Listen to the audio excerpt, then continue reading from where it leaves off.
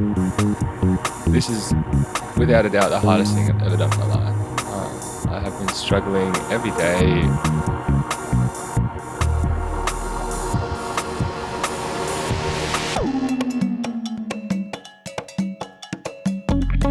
The Change Podcast. Everything changes, everything stays the same.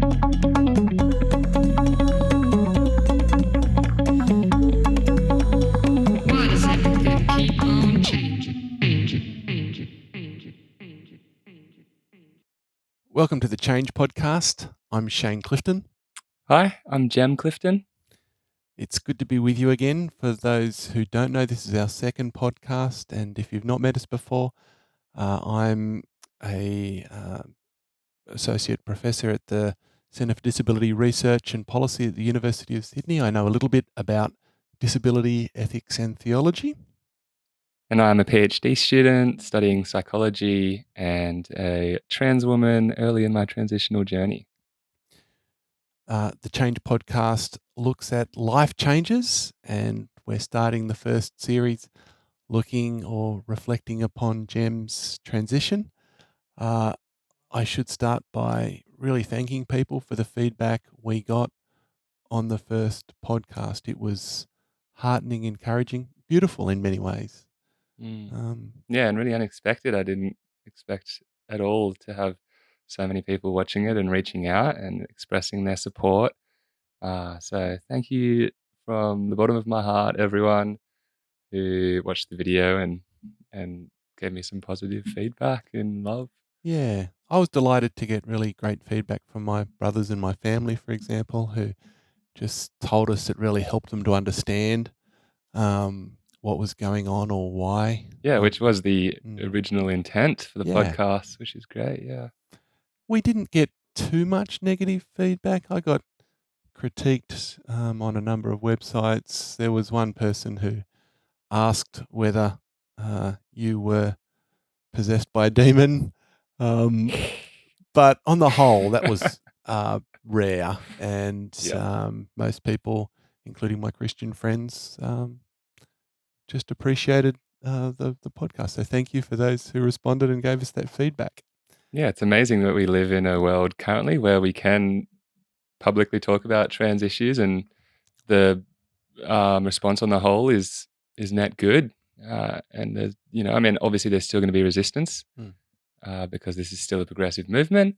Yeah.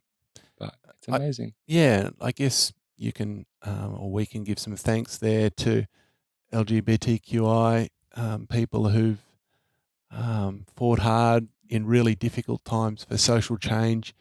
Just as in disability, I, in a sense, benefit from the work of a previous generation of people who brought about social change for disability. I think that's true for yourself and for others as well. So Yeah, it really, really cannot be understated how incredibly blessed I am to be able to go on this journey publicly and not be arrested in the streets. And I mean, while there still is harassment and physical violence against trans women, and my condolences to anyone who has been the victim of that. Yeah, there has been a brave fight fought in Stonewall in New York. For anyone who wants to go check out the history, it's really interesting. yeah. So that's not to say there's not a lot more change needed and social change is necessary, but and hopefully you can make a small contribution to that as well. So anyway, we're going to today be focusing. It's been, I should say, 6 or 7 weeks since our last podcast. We should apologise. Our goal was to be doing this weekly, and we hopefully might get closer to that in the future. But life got complex. Technology got in the way. This is the second or third time we've tried recording this podcast because, hey, we're learning as we go along. Yes, many mic lessons for us amateur podcasters. Yes, you'll see I now have something strapped to my face so my moving backwards and forwards doesn't dim the sound. My technical wizardry was not good enough to overcome Dad's my movement. movements. So, and we're going to, I guess, have 2 parts to today's conversation. The first on what's been happening with you over the last 7 weeks? And then how has that been? How have you been dealing with the sort of psychological challenge of that? Mm. So I guess let's start with the what, because I think last time we spoke, you were about to begin the medical side of transition, but hadn't yet done so, and now you have. So Yep. Yeah, tell us so a bit we about that journey. we did the why, let's do the what now. So I guess to start, I should clarify what medical transition means for people. Um, while there is no stock standard definition of what makes a trans person, someone might identify as trans and not want to medically transition, and that's totally fine. We're all valid, and there are so many breeds of trans people. Um, what I am choosing to do is to medically transition using hormone replacement therapy, and that involves taking testosterone blockers, which, like they suggest, stop my body from producing testosterone. And then I will be taking estrogen to replace the testosterone in my body. And then over a process of 2 years, I'll essentially be going through a teenage girl's puberty, condensed into 2 years and limited in the extent of the changes that I will experience. For example, my skeletal frame is not going to change, uh, but still the changes that I can experience from hormone replacement therapy are quite amazing, and we'll get into that. And It's I fascinating to think about um, puberty and going through that and being condensed in time. Both, I guess, the excitement of that change and the challenge of that change. When I think of puberty, I think of acne. Are you likely to get acne again, for example? I hope not. I don't think that's quite as common as it is in teenage years. Not Yeah. sure why that is, thankfully, yeah. Although I think it can happen as well. Yep. Um, yeah, not as of yet for me. But yeah, it is a super weird thing to be going through as an adult, and that's part of my challenge, is that feel like I'm moving backwards in time, uh, and also the intensity of puberty uh, is in the instability of mood and emotions and all of these hormones racing through your body, and I really am experiencing that already. And what does that mean practically? Uh, to summarize, before we get into the challenges, it has meant essentially being on the verge of breakdown 90% of the time. Yeah. So crying. Crying constantly, yeah, every day. Um, yeah. But so to go back to the process, one other step that I chose to take was to preserve my sperm, because testosterone blockers will make me infertile, and whether or not I will regain that if I stopped taking testosterone blockers is a question. It's uncertain, but yeah, for the duration of me taking testosterone blockers, I will be infertile, and so I've chosen to preserve sperm. So in the future, if I do want to have kids, I can still. I mean, that was a weird activity going in, and it is exactly as you would expect it to be. It is a clinical room with a lounge facing a TV in the dark, Yeah. and I stayed far away from that couch, and I didn't touch the TV. Oh, that's funny. Well, I think many people going through IVF have experienced that strange thing. Did you get asked, for example, why you were doing this in the process? Do they talk about trans there or? Yeah. So I needed a referral to go through that process from my doctor. So they knew why I was there. Yeah.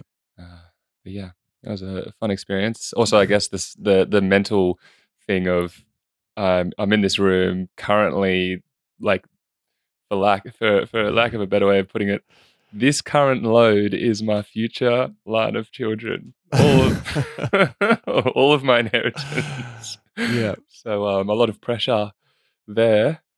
The least the least sexy experience, and Yeah. yeah, But overall, it was a smooth experience yeah, nonetheless. Um, and then, continuing on, the process of medical transition can then also include surgery for a lot of people. Surgeries include facial feminization surgery, like nose jobs, reducing the bridge in someone's forehead.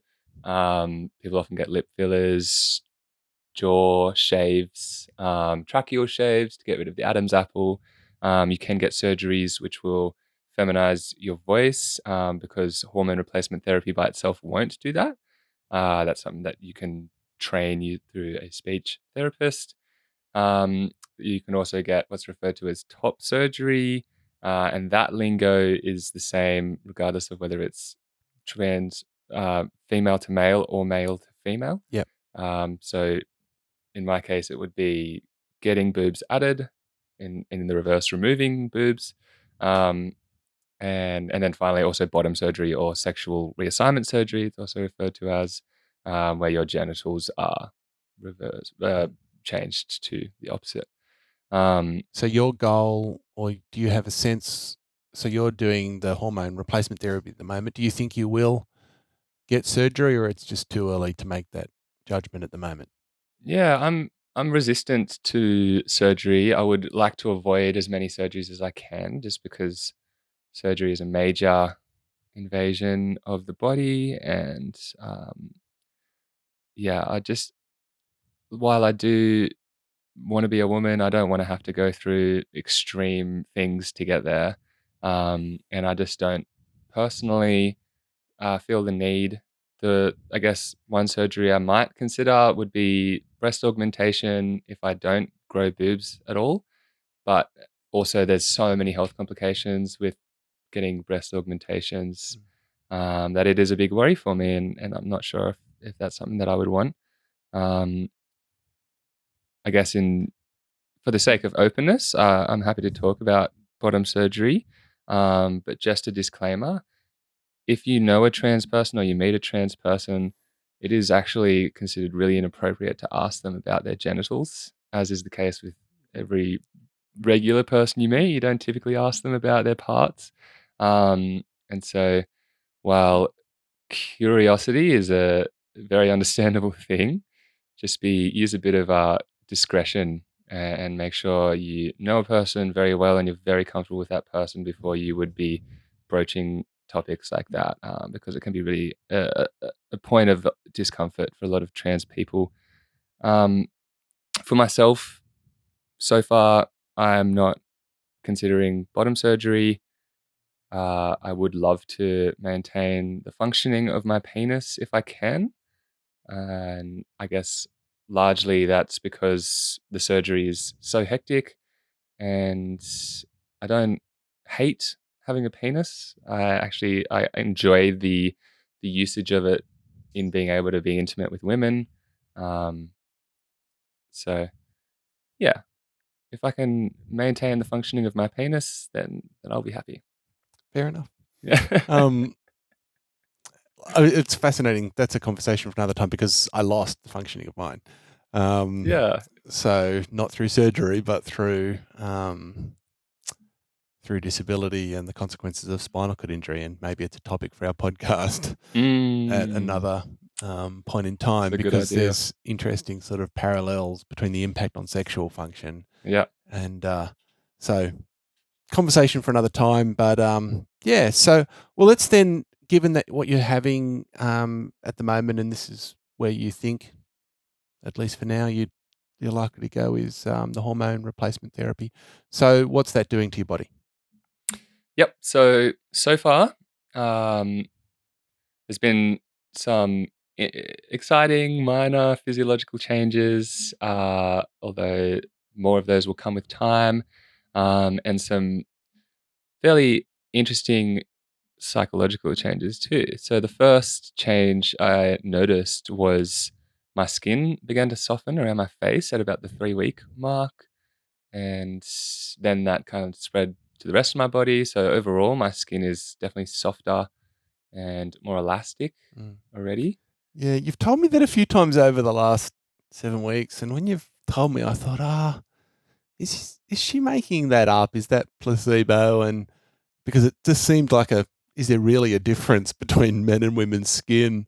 And then I thought about it, and I thought, well, I do know that one of the things I like about women, or Ellie, my wife, is the fact that yeah, her skin is soft and beautiful, and you very rarely hear the same compliment back the other direction. So I don't know. Maybe there is a Maybe you difference just have rough between men and skin. women's skin. No, there definitely is, and part of that difference is that the skin is also thinner, and that is why women are Right. more sensitive over their whole body. That's partly why they have more erogenous zones, is because the skin is thinner and therefore more sensitive and therefore feels better. Um, Whereas, yeah, men's skin is thicker, and I don't know if people have seen those diagrams of like men versus women erogenous zones with like the heat maps over their bodies.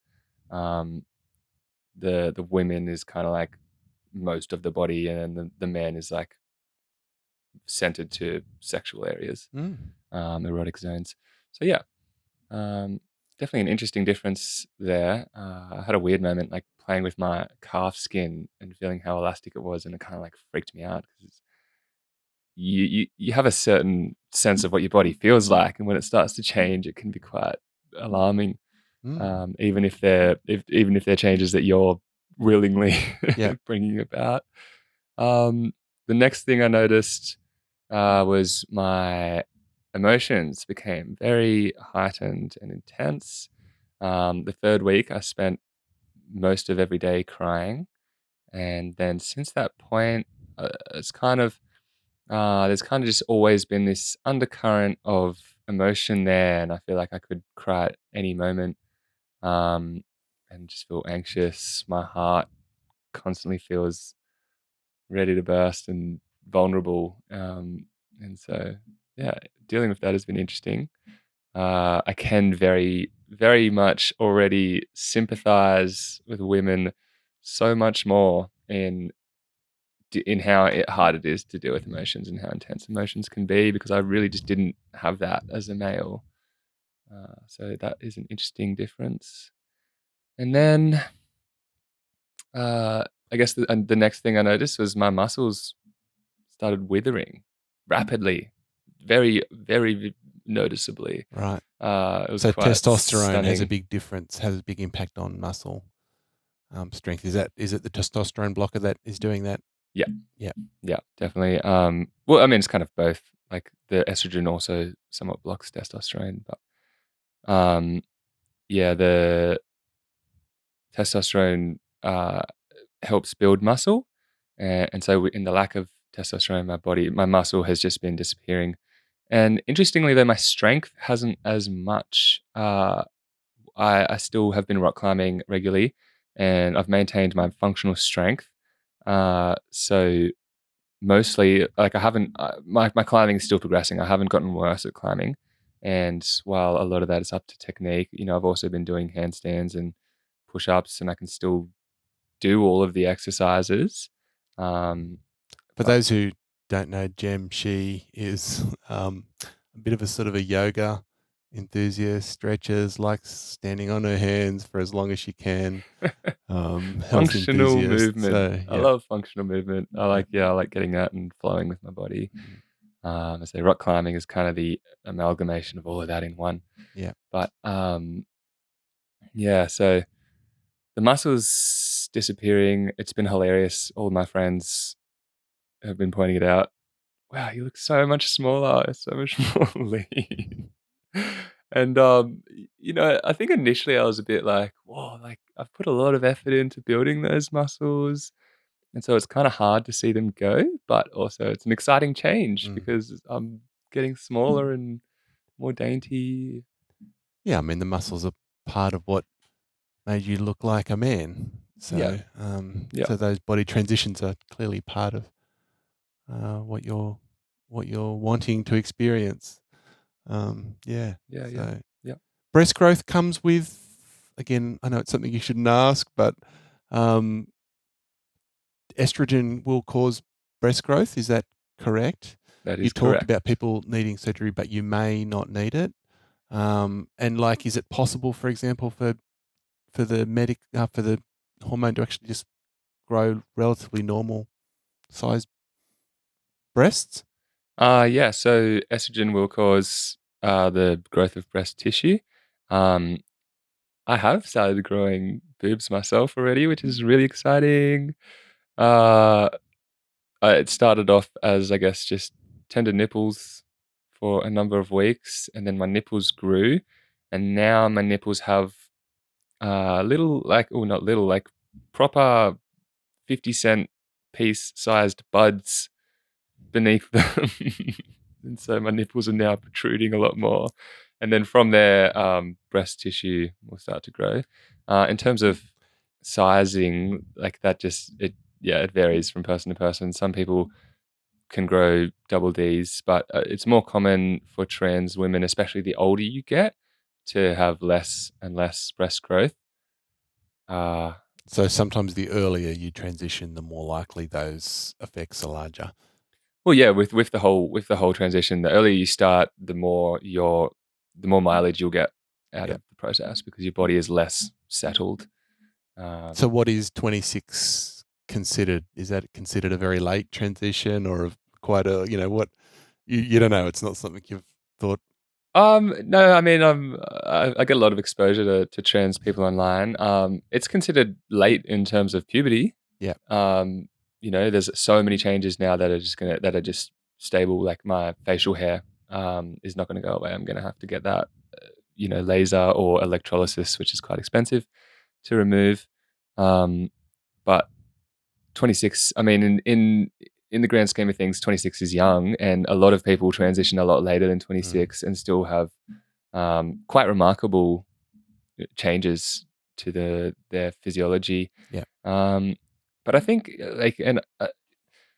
like you said before, gender is embodied, but I think for most trans women, it's actually more about the feeling Yeah. than the body anyway. And the changes to your emotions and your feelings are really amazing. So I guess, yeah, I've already noticed myself acting more girly in a lot of random, unexpected ways. So for one, I've started grooming a lot more. And I genuinely am satisfied just sitting down and not doing anything other than picking blackheads in my legs. And if you know me, that is phenomenal. I couldn't ever sit still and do something as mundane as picking blackheads before. I was always like frantically needing to do something. And I will say it took you forever to get ready for this podcast.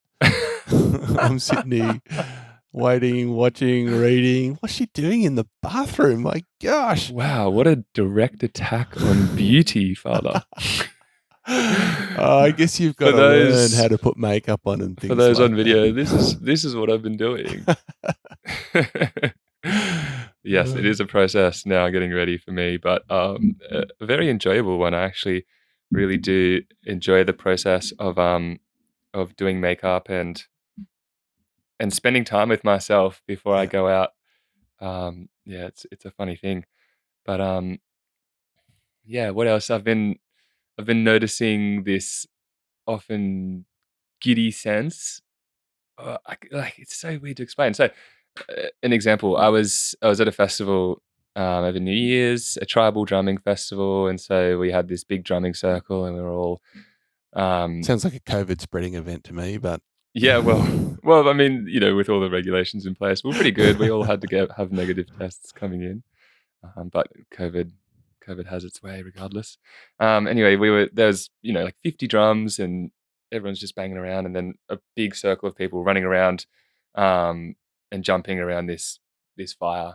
It sounds hilariously hippie when I explain it, but it's a lot of fun. she is hilariously hippie, in case anyone didn't know that. Yeah. Yes, it's true. And anyway, then I was walking out of the running circle, um, and happened to like run into one of my girlfriends, and as soon as I saw her, I just kind of like this excitement filled me, and I started squealing and like shaking my body. I was like, ah! And then she started doing it back, and we just had this big build up of like feminine energy, and then laughed and hugged, and it was great. And one of my really good friends, Maxie, saw it happening, and he's been a bit. I think he's been a bit worried that our friendship might change with me becoming more feminine. And did And that increase or decrease his worry? I don't know. He was a bit. He was a bit stunned. He was a bit like, "What was that? Is this like some new feminine thing? Like, did you plan that?" Or and I was like, "I don't know. It just happened. I can't explain it. It's just a feeling that I had." So my Yeah. feelings are changing, and Yeah. it's changing my behaviors in funny ways. I was even I was at the climbing gym the other night and having a really fun climb, and then I was just sitting there in between sets, and I was just filled with like happiness and fun from the climb. But I was like, uh, I was completely thoughtless, sitting there just in this world of bliss. Like, oh, I'm so happy to be alive right now. And I mean, that's whether that's estrogen or whether that's just me being authentic. That's not an experience I've pretty much ever had. For my mind to be quiet in happiness is a rare treat. Um, and so yeah, I mean, I Mm. put it down to um, with the increase in emotions. It's on both ends of the polarity, and while I might Yeah. be constantly feeling this overwhelming sense that I might break down and cry, in the moments when I am happy, it's also amplifying that, and Mm. that's really beautiful too. Yeah, that's great. We'll talk about the downside in a sec. Just before we get there, I've just been thinking of your background, and so Jem um, is something of a nudist. So um, tops off. Aren't we all though? So I'm just curious as to whether you actually will or have started to feel the need to be a little more cautious about, you know, the body, that difference from exposing the body, and because Mm, society does, yeah, um, that sort of society is sexualization, judgmental. yeah, Yeah. sexualization of women, and whether you actually are starting to be more careful. Well, Um, so, just to clarify, I am a nudist at appropriate nudist times. So, I'm only a True, nudist true. at these hippie festivals, Yeah, yeah, and the beauty of these hippie festivals is that people are remarkably open and free yeah. and non-judgmental and appreciate the beauty of all bodies. So in those settings, I haven't been particularly insecure about my body. I have felt insecure going to the beach now with my budding breasts, just feeling a little bit like, oh, like people might notice now that my nipples are quite different to what you would expect of a male's. And I don't yet have a bikini top. I've got a range of fun bikini bottoms that I've been wearing for the last year as I've socially transitioned, but I've never felt comfortable wearing a bikini top over my large man chest. It's Yeah, just always looked a bit silly to me. yeah. And so, yeah, I don't know. At some stage, I'm obviously going to have to start wearing a bikini publicly. We should be doing this interview with Mum, because I guess these are the sorts of transitions that women going through puberty have as well. So they're Yeah. exactly the same sets of questions, aren't they? Yeah. When do you cover up, and how do you deal with the insecurity of changing bodies? Yeah. I think women have to deal with bodies that seem to change more than men do. So Yeah. yeah, Yeah. And no, I mean, I have had body insecurity, but not around being nude per se. Just around the fact that I'm going through this whole transition. And I mean, maybe this is a good point to get into my challenges. One of my challenges is that I'm going through a really intense, this is without a doubt the hardest thing I've ever done in my life.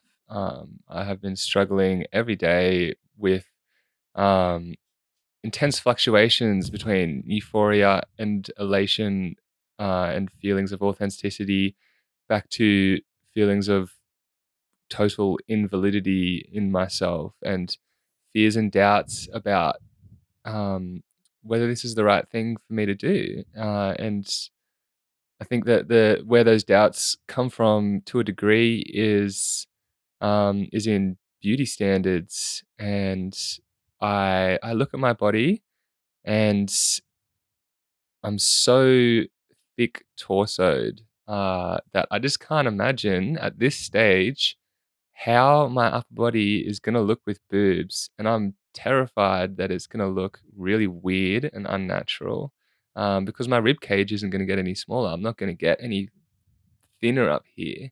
I'm gonna remain thick and broad. Um, and so, yeah, facing societal beauty standards, is really scary. I mean, the only sort of feedback I've constantly heard is she's beautiful from people. And I think people Oh. really do mean that. Mm. But I guess there is, yeah. I mean, we are our own worst critics, Yeah. no doubt. And I'm gonna notice the smallest things about my body that other people probably won't notice, and I know that as well. Mm. You can I just like to unpick that? So as you say, you've been crying a lot, and it's been interesting as a parent. We don't live with you, um, so it's slightly difficult to work out how to support you, and what do you say? But again, I mean, look, that's always the case with working with someone who's struggling with something. All you can do is say, just listen and try and be a listening ear. But I guess I'm just trying to think, is there two dimensions to that anxiety, or maybe three dimensions? Some of it is just hormones and the effect of hormones on the body, and you've got to remember that. Some of it is, yeah, your own body insecurity. Some of it is doubt as to whether you are a true trans or really trans. Is there some of that as well? Yeah, yeah, Um, definitely all three of those dimensions. The final thing is something that all trans people face, I guess because our societal narrative is that, like, trans people are unnatural, and the only reason why you are trans is because there's something wrong with you. You have this really crippling dysphoria that means you can't live your life, and I don't have that. I so do you sometimes feel like there's other trans women who are more authentic and you're not? Is that Oh, what you're no, I don't. saying Yeah, there? no, not at all. I don't Right. remotely compare myself to other trans women. If anything, I look for other trans women to um, look up to be like, okay, I can be that. And that's something that's also lacking a lot at the moment, just because there's not a lot of people who are trans who are really well known and doing really well. Uh, but yeah, There is certainly some there's definitely some. Yeah, no, and good and and ones, I've ContraPoints and ContraPoints is amazing, and uh, I've also got some yeah, close friends who are really empowering, yeah. amazing trans women. So yeah, all of that is really helpful. But yeah, this feeling of validity, it's really hard to overcome. I guess part of it is just that, like, when I was a male, um, and, like, this is a bizarre thing, is that I'm already somewhat forgetting what that feels like. Like, the human mind just moves on so quickly.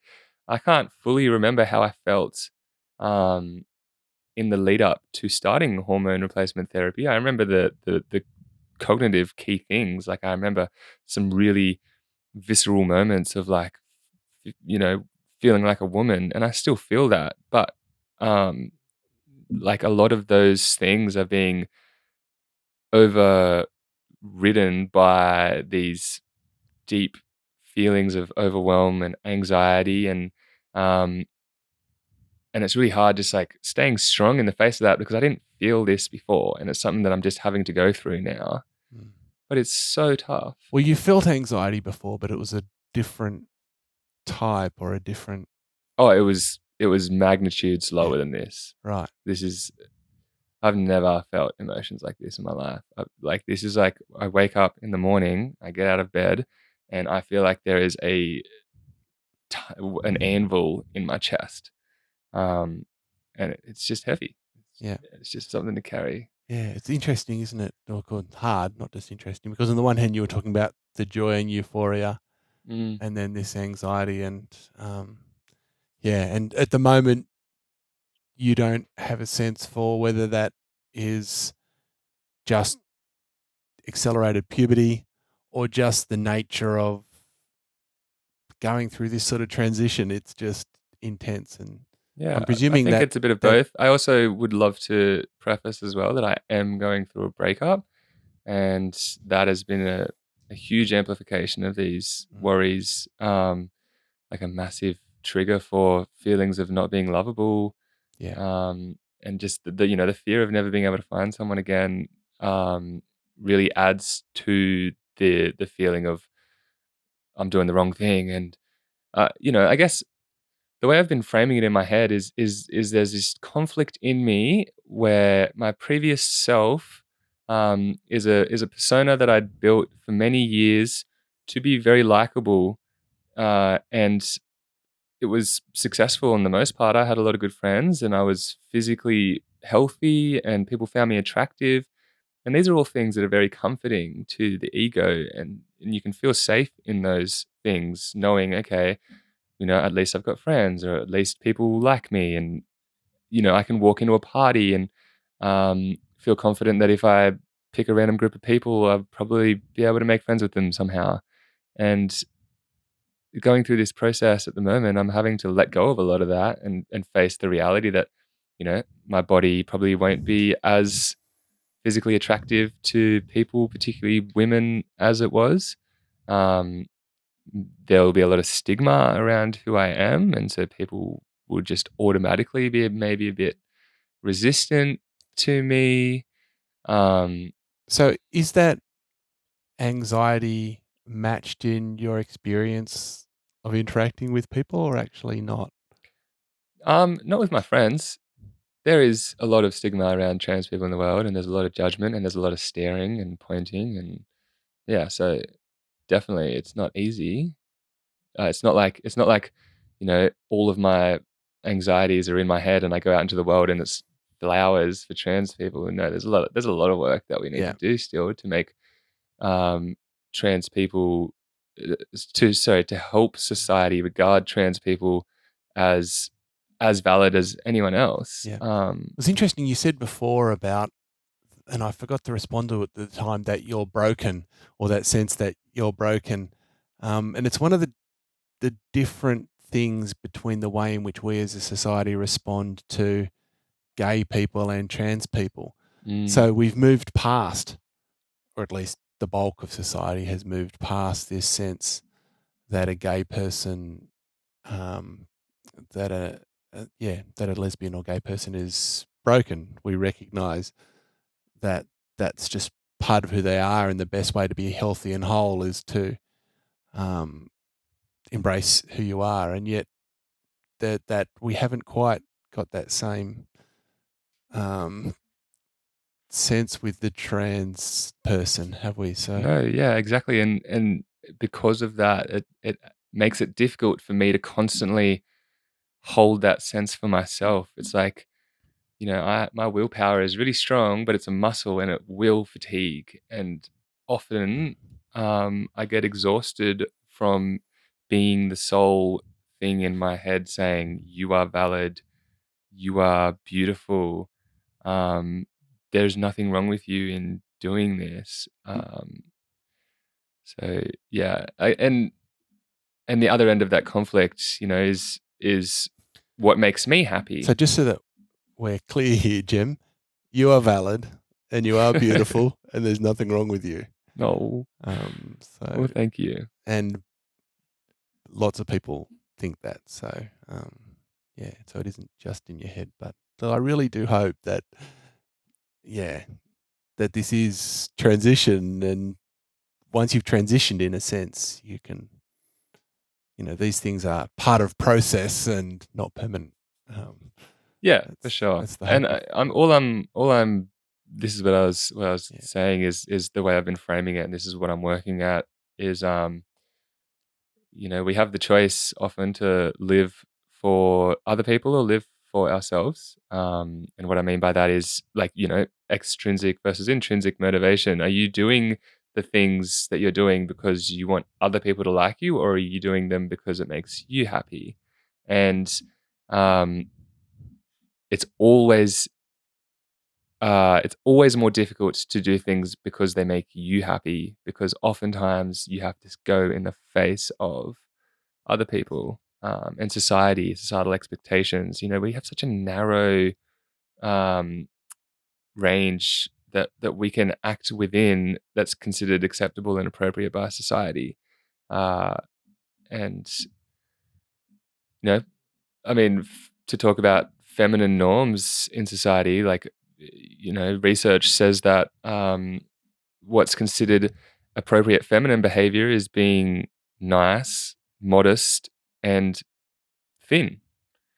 And so, essentially, if you want to be a happy woman in society's eyes, an acceptable woman in society's eyes, you have to be quiet and accepting of, sorry, like, just submissive and not yourself. So that's just an example. For trans people, the societal expectation is that you will become perfectly passable. You'll be a symbol of beauty, and you'll go the whole way towards looking like the other gender, and acting like the other gender, and also be heterosexual as a trans person. And there's still a lot of expectations for a trans person to be accepted. Oftentimes they have to be passable, and that's hard to deal with when Mm.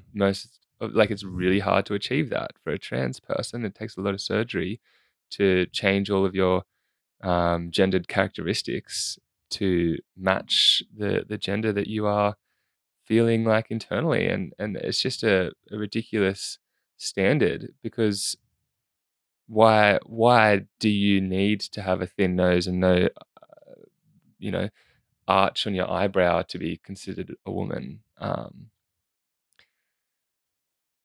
Yeah. Yeah.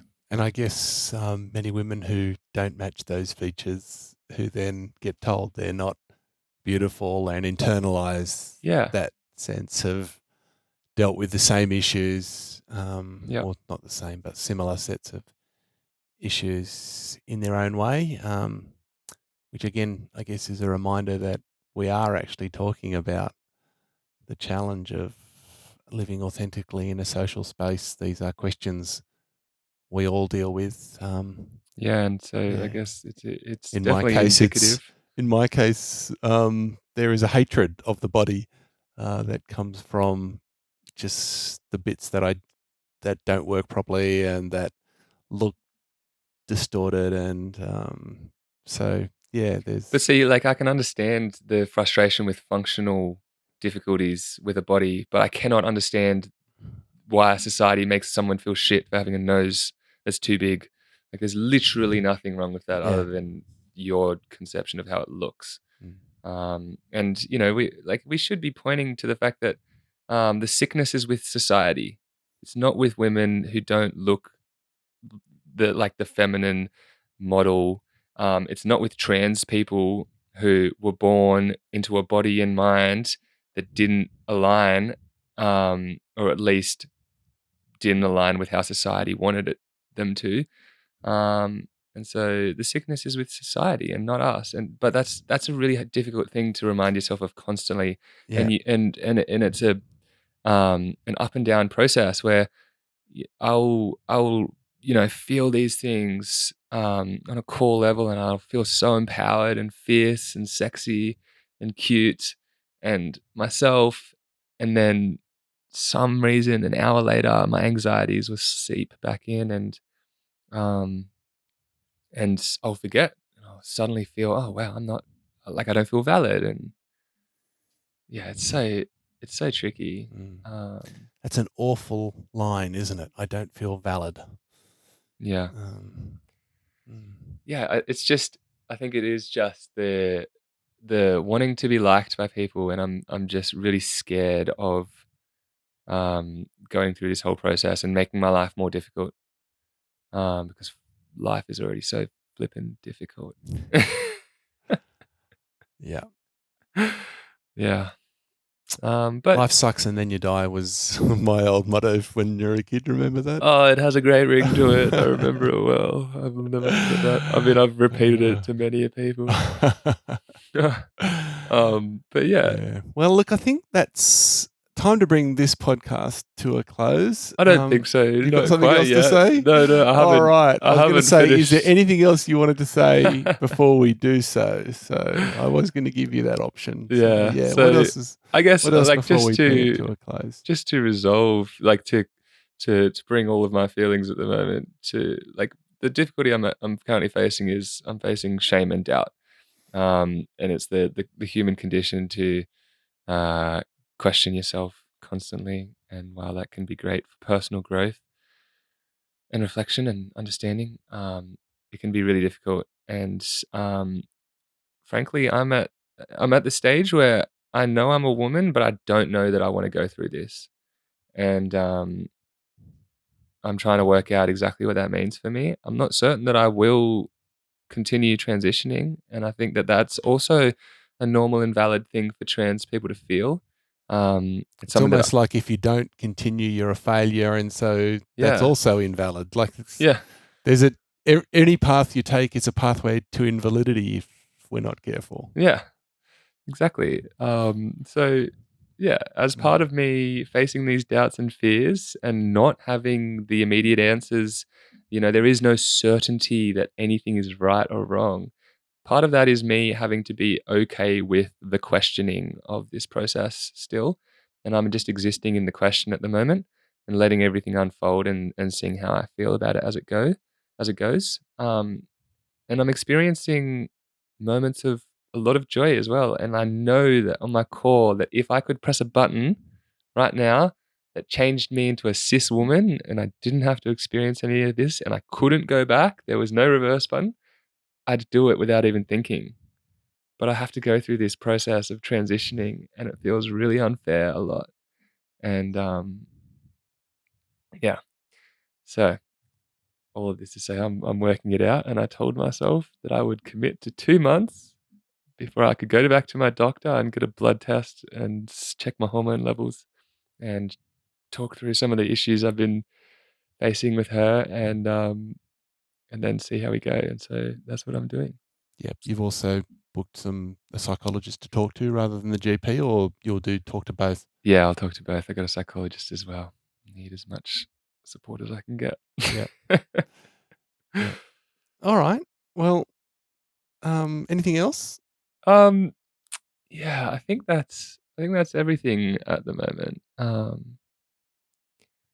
Yeah, I really appreciate everyone listening to this and your support. And this is a great space for me to process everything as well, to be able to express it openly and get it out instead of just crying at home.